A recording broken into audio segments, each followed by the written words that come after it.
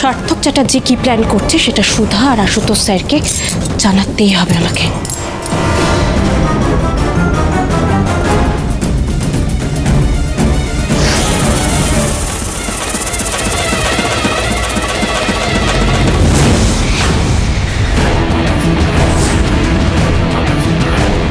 আমি জানতাম তুই না ঠিক বলেছিলাম, এই মেয়েটা সুধার প্ল্যান করা, আমার উপর নজর রাখছে। না না, এই মেয়েটাকে নিয়ে আমি আর কোনো রিস্ক নিতে পারবো না। খুব তাড়াতাড়ি একে রাস্তা থেকে সরিয়ে দিতে হবে। এই কটা দিন আমি বাড়িতে ছিলাম না, তার মধ্যে এত কিছু হয়ে গেল।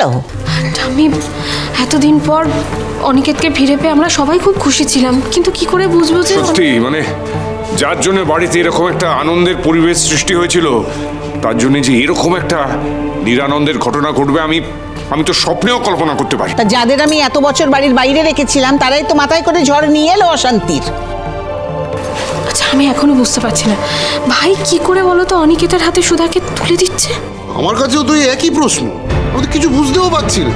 কদিন বাড়ির বাইরে ছিলাম, ওই দাদার ফোনে সবটা শুনে তো তড়িঘড়ি চলে এলাম হালকা। তবে দাদা, আমার কি মনে হয় বলতো, কি তেজ হয়তো আগে থেকেই হালকা জানতো সুধার ডিভোর্সটা হয়নি, ওর কাছে সার্টিফিকেট নেই। না না না, হতেই পারে না। এত বড় একটা ঘটনা তেজ আমাদের থেকে লুকিয়ে রাখতেই পারে না। বাধ্য হয়েছে।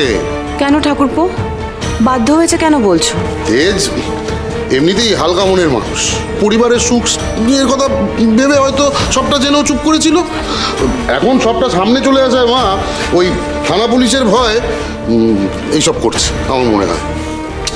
মা, আমাদের বসু মল্লিক পরিবারের মান সম্মান এবার হালকা ধুলোয় মিশে। না, তার থেকেও বড় কথা হলো যে তেজ কি কোনোদিন মন থেকে সুধাকে ভুলে যেতে পারবে?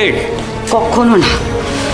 আমি তেজকে খুব ভালো মতো চিনি, আমার তেজ সুধাকে ভালোবাসে। দিদি, একটা কথা বলি দিদি, তোমার ছেলে আজকে যেটা করলো সেটা আমি কিন্তু কিছুতেই মেনে নিতে পারছি না। কেন, কি করেছে ও? বুঝতে পারছো না? না, সার্থকের স্ত্রী সুধা, আমার ছেলের বউ, সেখানে তেজ সুধাকে নিয়ে ঘরে গিয়ে দরজা বন্ধ করে দিল। এটা কি খুব ঠিক হলো দিদি? দেবু, একটু বোঝার চেষ্টা কর।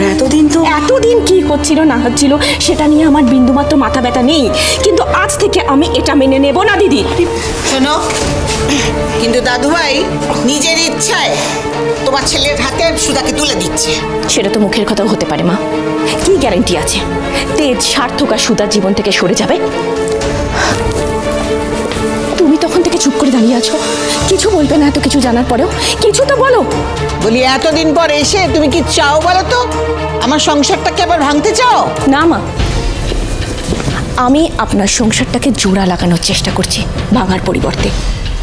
মা, আপনি তো আমার আর আপনার ছেলের সংসারটাকে সুখের হতে দেননি, কিন্তু অন্তত আমার নিজের ছেলে আর তার বউয়ের জীবনটা একটু সুখের হতে দিন, শান্তিতে ঘর সংসার করতে দিন।